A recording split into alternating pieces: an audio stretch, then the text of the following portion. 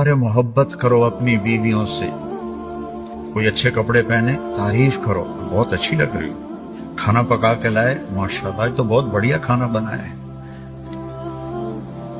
हकीम doctor Abdul हई साहब हज़रत थानवी के खलीफा एक मुरीद के घर खाना खाने गए। वो खाना बड़ा पसंद आया तो उन्होंने अपने मुरीद से पूछा किसने पकाया? कहा जी मेरी बेगम ने पकाया। कहा उसे बुलाओ।